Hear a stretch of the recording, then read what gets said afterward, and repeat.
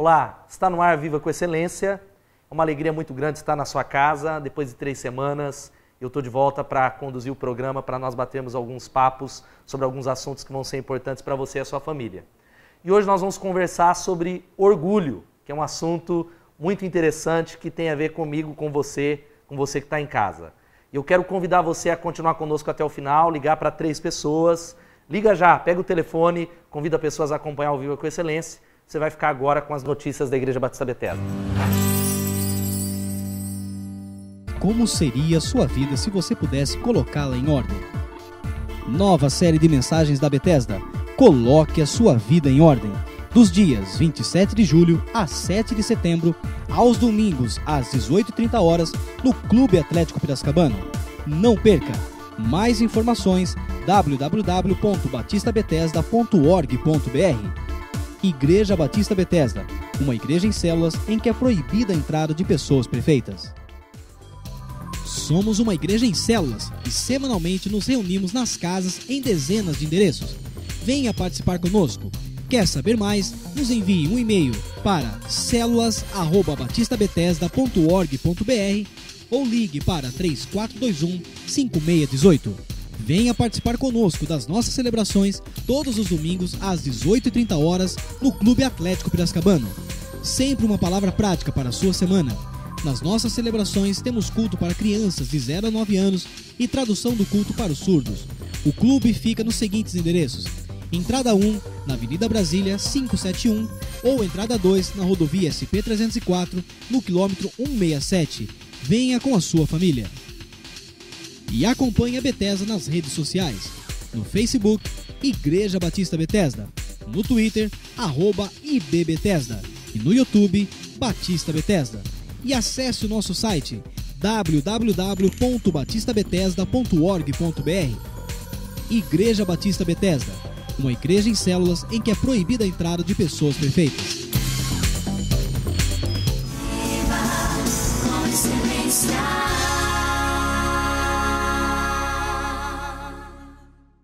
Hoje nós vamos bater um papo com o pastor Ney Nascimento, da Igreja Batista do Jardim Bom Retiro, lá em Sumaré. A gente vai conversar sobre um assunto que se chama orgulho. E eu sei que talvez você que está em casa não luta com isso, mas a gente vai bater um papo. Ney, seja bem-vindo ao Viva com Excelência. Obrigado. Uma honra ter você aqui conosco. Eu que estou orgulhoso de estar aqui para falar sobre orgulho. Ney, falar do orgulho é uma coisa muito séria, porque orgulho é considerado um dos 7 pecados capitais e é a mãe, talvez considerada a mãe dos outros pecados. E é um pecado que, quando a gente fala na teologia, na Bíblia, começou com o diabo. Por que o orgulho é um pecado ou um assunto tão sério falar de orgulho? Eu acredito que o orgulho é um assunto muito sério, porque essa questão de ter começado com o diabo, né, e dele veio todos os outros pecados, por isso eu acho que entre os pecados capitais ele é o pecado dos pecados, né? E quando Deus, que é trino, criou o homem para viver em unidade também, quando o diabo ele se viu mais bonito do que os outros, ou melhor do que os outros, ele se individualizou, né? Ele não faz mais parte de um todo, ele agora é só. Ele olhou para o eu ao invés de olhar para o nós, que era o princípio da criação. Então, quando eu me orgulho, eu também deixo de coexistir com os outros, eu agora me destaco, eu sou diferente, eu sou melhor, então eu não sou mais com o grupo, eu sou sozinho, eu estou separado dos outros. E isso, né, claro, é uma coisa séria. Então, o orgulho talvez tenha a ver com esse sentimento de sentir um pouco melhor do que os outros. É o contrário, talvez, da inveja, né, que é desejar o que é dos outros, mas o orgulho é querer ser melhor. Eu acredito que a diferença entre o orgulho e a inveja, quando Deus criou o homem e depois o homem se afasta de Deus, o homem entra em conflito com Deus, com a natureza e com o próprio homem. Agora o homem entra em competição um com o outro. Então, essa competição acontece de 2 formas, né? Ou o homem olha para aqueles que estão acima e sente inveja, ou então ele olha para aqueles que estão abaixo e sente orgulho. Eu queria ser como aquele cara, queria ser como aquela pessoa, então eu invejo aquela pessoa, ou então eu penso, eu sou melhor do que aquele outro, eu tenho mais do que aquele outro e isso me traz orgulho. Então o ser humano acaba lutando com uma dessas 2 coisas, ou com o orgulho ou com a inveja, quando olha para o seu semelhante, o que não deveria acontecer, né? O plano de Deus era para que coexistisse, para que houvesse uma unidade e não uma competição. E falar de orgulho é tão sério que você até brincou aqui, um orgulho estar aqui e tudo mais, porque é um pecado que ninguém admite, assim como a inveja, mas eu acho que é até mais profundo porque as pessoas não são conscientes do quanto lutam com orgulho. Por que é assim? Por que nós, seres humanos, às vezes temos orgulho da nossa humildade e a gente tem dificuldade de falar, não, eu luto com orgulho, eu sou orgulhoso, esse é um problema que eu tenho. O orgulho, ele é muito complicado porque os outros pecados nós até podemos admitir que nós temos, mas se eu sou orgulhoso, uma das coisas que eu não quero é admitir que eu tenho pecado. Eu não quero admitir que eu tenho algum problema. Por isso é muito mais complicado para aquele que tem orgulho admitir que tem orgulho, porque isso seria ferir o seu próprio orgulho, ou seria se rebaixar, dizer eu também tenho defeitos, e o orgulhoso não quer demonstrar isso. Exatamente, então ele vai lutar contra esse sentimento de que ele tem algum problema, né? E aí dentro disso talvez o orgulho ele é meio confundido. A nossa sociedade ela tem um poder de transformar o vício ou o pecado em virtude e maqueia aquilo que precisa ser mudado e transforma o pecado em probleminha, o pecado não se chama mais pecado. E dessas características da sociedade é transformar o orgulho e confundir ele com respeito próprio. Não é orgulho, é amor próprio. Qual que é a diferença? O orgulho e o amor próprio é a mesma coisa? Não, eu acredito que o orgulho é algo muito ruim, que prejudica o homem. Alguns vão dizer assim, mas existe o orgulho que é admissível, existe o orgulho como respeito próprio. Eu acho que é uma questão de semântica. A gente chama de um nome que na verdade não é. Por exemplo, você vai dizer assim, olha, eu estou orgulhoso de ser o pastor da igreja Betesda. Isso não é o orgulho que a Bíblia condena. Na verdade, isso não é o orgulho. Quando você diz que está orgulhoso de ser o pastor da igreja, você está dizendo que está satisfeito com a igreja. Porque o contrário de orgulho é humildade. Não tem como você dizer, o contrário de você estar orgulhoso com a igreja, que você está humilde com a igreja. Não tem. O contrário disso é insatisfação. Se você não é orgulhoso por ser o pastor da igreja, você está insatisfeito. Então, na verdade, o que a gente chama de orgulho admissível é satisfação. Então não é orgulho. Não é orgulho, é uma satisfação. Eu tenho orgulho de ser pai do Samuel, meu filho. Eu estou satisfeito em ser pai, estou satisfeito com o meu filho. Não é o orgulho, na verdade. A sociedade, como você disse, tem dado nomes, né, e isso faz a pessoa como que admitir que isso é certo. Os livros de autoajuda estão cheios disso. Você tem que se orgulhar disso, tem que se orgulhar daquilo, tem que se orgulhar daquilo outro. Né? O orgulho nunca vai gerar uma coisa boa. Vai gerar sempre uma coisa ruim. A satisfação é uma coisa, o respeito próprio é uma outra coisa e o orgulho é uma outra totalmente diferente, que tem consequências sérias. E por isso também é um dos pecados que é muito sério. A primeira pergunta, por que é tão sério? Por causa das suas consequências. A consequência do pecado, do orgulho, é muito séria. E aí dentro disso, Ney, o orgulho, diz o C.S. Lewis, é o mais completo estado de alma ante Deus. E tem, como você já falou, na sua essência, a competição. É sempre ter mais do que o outro e não só isso. Eu tenho mais do que o próximo, por exemplo, se eu sou um pastor, eu quero ter mais do que o outro pastor. Mas não é só o ter mais, é expor isso. Como é essa dinâmica aí? Isso é o desejo de pisar nos outros? Como é que é essa questão da competição?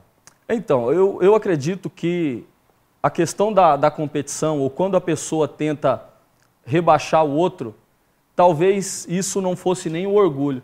Eu acho que pessoas tentam rebaixar pessoas mais por um sentimento de inferioridade do que de superioridade. Porque quando eu me sinto inferior a você, eu tenho que te rebaixar de alguma maneira para eu me sentir melhor. Porque não é possível que você seja tão bom, eu tenho que encontrar algum pecado, algum defeito em você para dizer para o outro. Né? Exatamente. Agora, o orgulho, ele traz uma outra coisa, ele traz o desprezo. Eu não me preocupo com você. Na verdade, quando eu sou orgulhoso em relação a uma outra pessoa, eu acho que ela não tem nada a acrescentar à minha vida.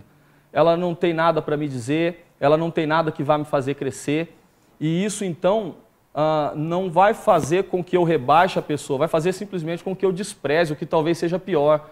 Né? Porque eu não vou dar atenção para você, porque talvez você não vá me ajudar em nada. Aliás, esse é o contrário do orgulho, é a humildade. A palavra humildade vem da palavra humus, né, que significa terra forte, terra fértil.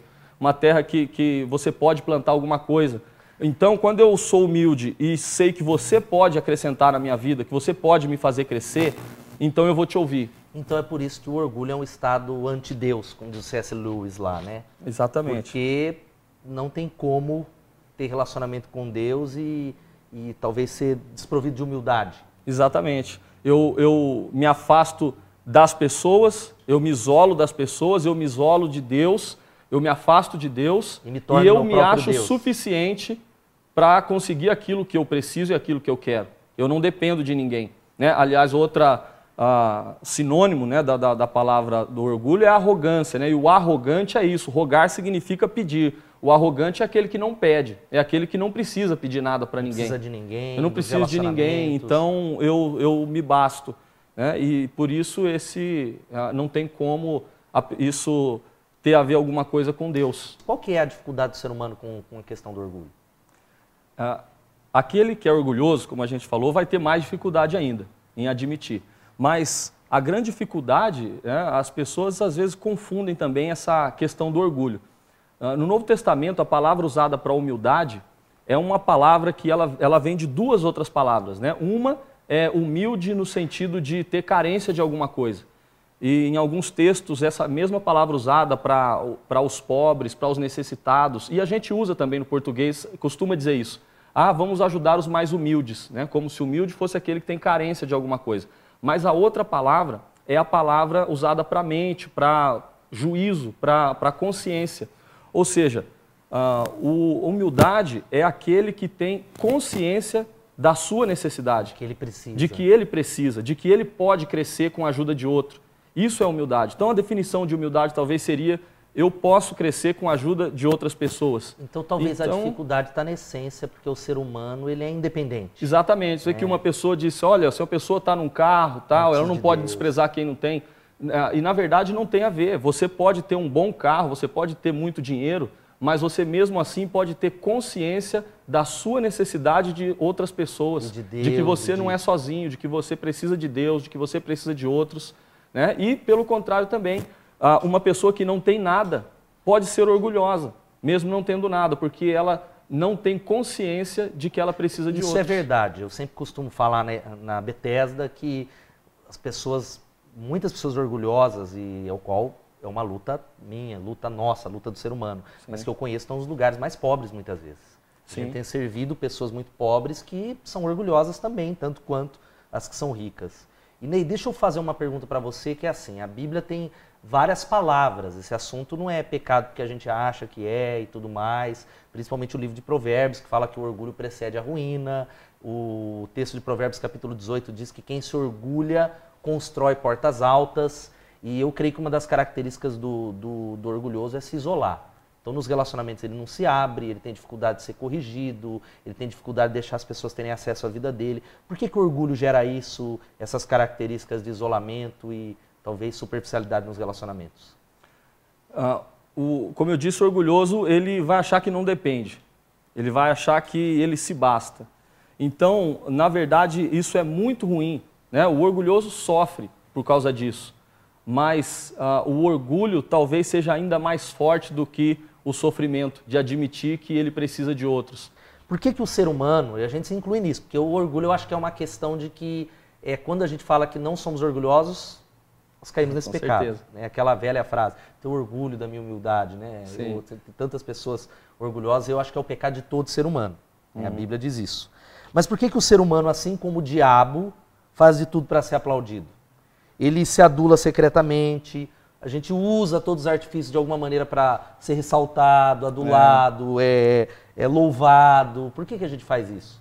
A própria humildade, né? A falsa humildade que às vezes a gente tem, é uma maneira de fazer com que a outra pessoa elogie. Né? Então, puxa, como você pregou bem hoje, aí você diz: não, mas por que você acha isso? Ou seja, conta mais, né? Por que não, jamais, agora seja por que Deus. Você acha isso, né? Eu até digo, né, que alguns pastores, né, sabem que o salário não é o que a gente recebe no fim do mês, mas no fim do culto. Né? Quando alguém vem falar: você pregou muito bem, né? Então aquilo massageia o nosso ego e a gente fica bem. E a gente, às vezes, gosta, né, de ouvir isso. Como você disse, essa é uma batalha de todo ser humano. Né? Todos nós temos que lutar com isso. Porque nesse mundo de competitividade, onde as pessoas tentam ser cada vez melhores do que as outras, quando alguém me diz que eu sou bom em alguma coisa, então isso me mostra que eu estou na competição, eu estou no jogo. E então eu começo a alimentar esse tipo de coisa, né? Eu realmente acho que eu sou muito bom, eu realmente acho que nessa briga que está acontecendo, ou nessa disputa, eu não fico tão atrás assim, né? E isso vai alimentando o meu ego. Talvez é aquele sentimento de procurar isso, né? Sim. Eu acho que talvez reconhecer, talvez aquilo que é feito não é pecado, dizer, olha, muito bom o trabalho que você tem feito. Eu acho que a questão é muito do coração e talvez seja isso, talvez, por exemplo, eu sou um pastor e eu prego e talvez o meu objetivo não é tocar pessoas, ser usado por Deus, mas é ser reconhecido como, olha, como ele é um homem de Deus. O problema está nisso, talvez? O aplauso vira um fim?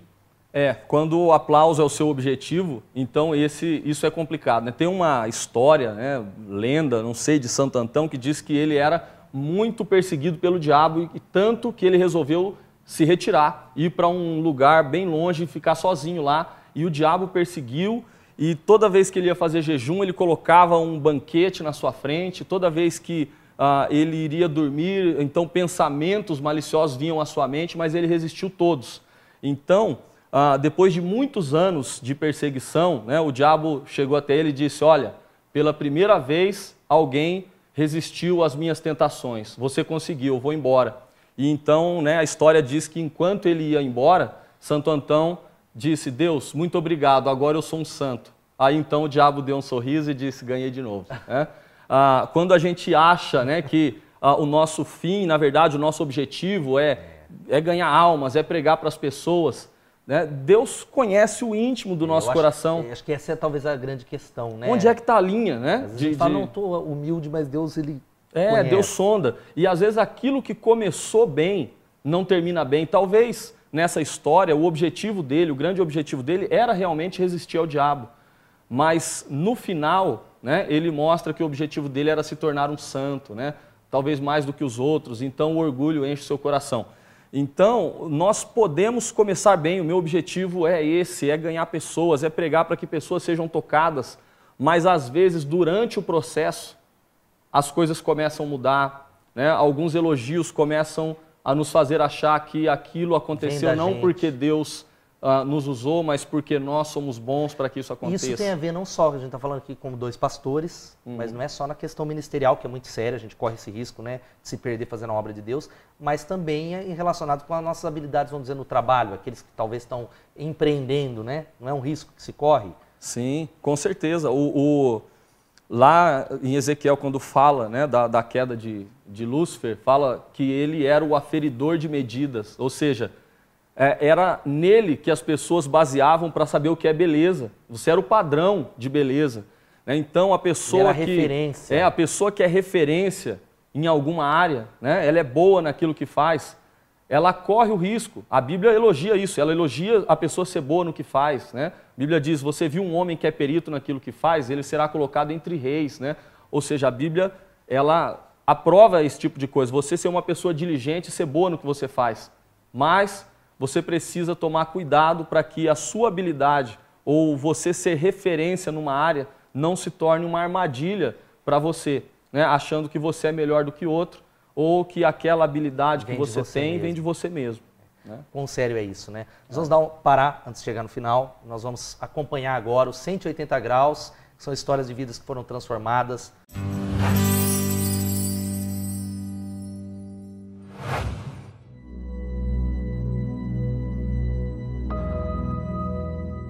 Eu nasci, minha mãe já tinha contraído soro positivo, HIV, e no meu nascimento eu não nasci com o vírus, então ela não pôde me amamentar.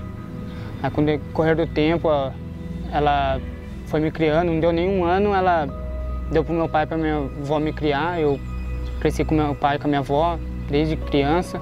Com 7 anos, meu pai era alcoólatra e por ter se separado da minha mãe, foi só um namoro curto, breve. Ele amava ela muito e tentou se suicidar umas 3, 4 vezes. Na última ele tomou vários comprimidos de remédio tarja preta e com limpa-forno, um ácido para limpar forno e tal. e veio a óbito com 7 anos. Então ficou só eu e minha avó, né? Criado pela minha avó. Em 2002 minha mãe faleceu decorrente ao vírus e até então eu não suportava olhar na cara dela, não ligava para ela, tudo. Fui criado com a minha avó, fiquei muito rebelde, saía muito. E aí em 2006 um dos meus amigos, né, que hoje não está mais na igreja, foi convidado. E ele foi um domingo na igreja e nós, igreja de crente e tal. E ele foi, do mesmo jeito, nem ligou para nós e foi. Aí ele veio no outro dia e falou, nossa, meu, igreja muito louca, só jovem na igreja e tal. Vamos lá, vamos lá. Eu falei, eu não vou. Um outro amigo meu também falou, não vou também e tal. Só que chegou no domingo, esse meu amigo também não queria ir, que falou, vou com você na igreja. Eu ia ficar sozinho. Eu falei, sabia, eu vou com vocês também. Aí fui, cheguei, uma recepção extraordinária, sabe, todo mundo.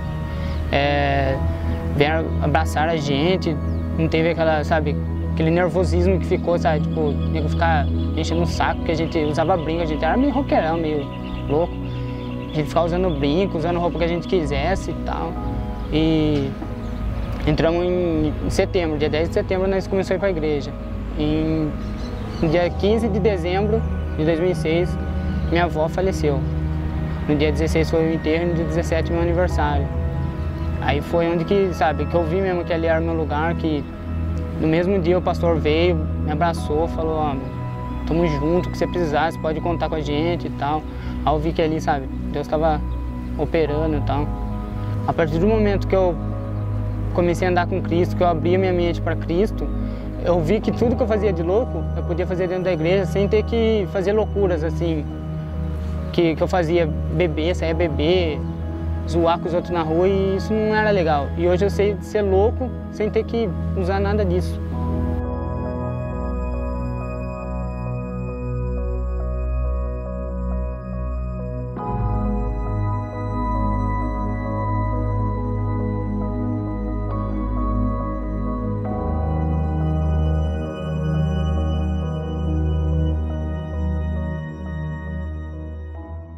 Você acompanhou 180 graus e todo programa eu tenho falado isso, Jesus pode mudar a sua vida.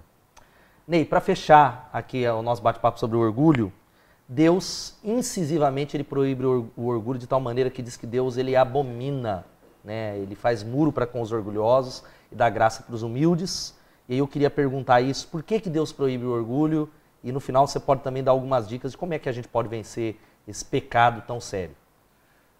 A essência da idolatria é não reconhecer Deus como Criador e adorar um outro Deus que não merece a adoração.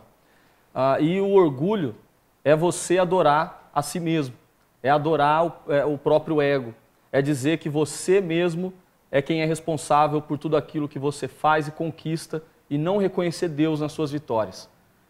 Foi o primeiro pecado, Lúcifer caiu por causa disso. Então a essência da idolatria, quando eu adoro a mim mesmo e deixo Deus de fora. Então é abominável diante de Deus, porque é não reconhecer o Deus criador de todas as coisas, o Deus que supre, o Deus que sustenta e que faz tudo isso. Agora algumas dicas, né? Claro que todos nós estamos lutando com orgulho, então o fato de dar algumas dicas não quer dizer que eu seja expert nisso, né? Também luto contra isso. Mas uma das coisas é você ter amigos a quem você possa prestar contas de verdade. Porque não que você vá prestar contas de que você é orgulhoso, mas amigos de verdade que possam dizer para você, você está com um problema nessa área. Porque eu não vou reconhecer que eu sou orgulhoso se eu for orgulhoso. Mas alguém pode reconhecer que eu sou orgulhoso. E se eu estiver cercado de pessoas que me amam o bastante para dizer isso para mim, isso já é um começo. Eu tenho que fazer isso. Uma outra coisa é você fazer um exercício contra o orgulho, que é se humilhar diante de Deus.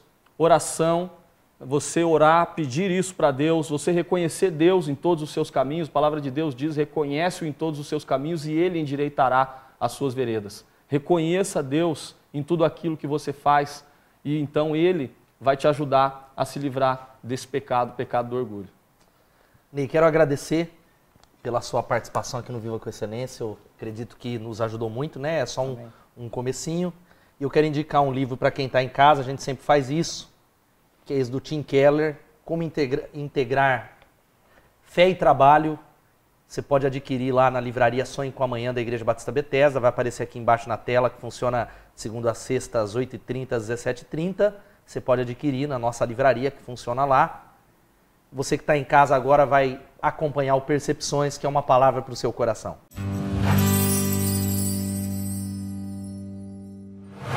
Uma das histórias que eu mais gosto é aquela que conta que um lavrador, um cristão convicto, ele foi convidado para uma festa na cidade grande. Chegando lá, ele ficou impressionado com a quantidade de alimentos, do buffet, a sofisticação da festa, que era muito mais do que ele poderia imaginar. As pessoas, quando abriam o buffet, corriam rapidamente para se servir. Pelo que aquele lavrador, humilde, ele postou as mãos e agradeceu a Deus pelo alimento. Um casal na sua frente começou a ridicularizá-lo e disseram assim: na roça ainda se faz assim? Pelo que ouviu, a resposta do matuto: bem, nem todas as pessoas fazem isso lá. As vacas, quando eu solto do curral, elas saem correndo direto para se alimentar, assim como os porcos que vão direto para o coxo.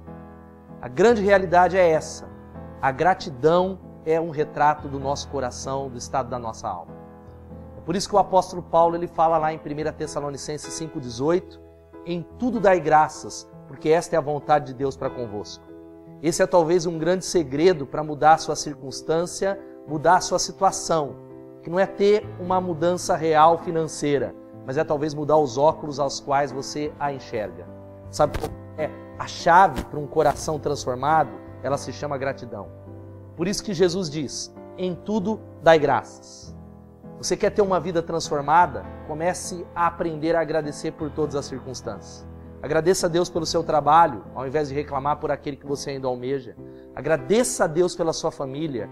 Eu tenho convicção que isso vai transformar a sua circunstância e a maneira com que você vai enxergar as coisas. De fato, a gratidão é a porta que faz com que nós venhamos enxergar Deus na nossa história. A gratidão é a possibilidade de Deus transformar e mudar a nossa perspectiva. A gratidão é que traz alegria para todas as circunstâncias e as dádivas que nós temos e que muitas vezes nós não reconhecemos. É por isso que a palavra de Deus é um mandamento onde ele diz: em tudo dai graças. Esse é o desafio para você.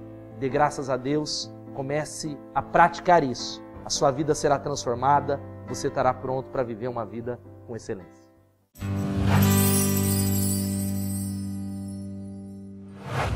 Está chegando ao final nosso programa Viva com Excelência e eu quero agradecer a sua audiência. Continue divulgando o nosso programa, toda semana ele está na íntegra nas redes sociais. Você pode participar também mandando sugestões no vivacoexcelencia@gmail.com, vivacoexcelencia@gmail.com. Eu espero você também e a sua família todo domingo às 18h30 lá no Clube Atlético Piracicabano, que eu quero ter o prazer de poder orar por você e nós temos sempre uma palavra prática para você e para sua família, para você levar durante a semana. Fique com Deus, uma semana abençoada. Deus te abençoe.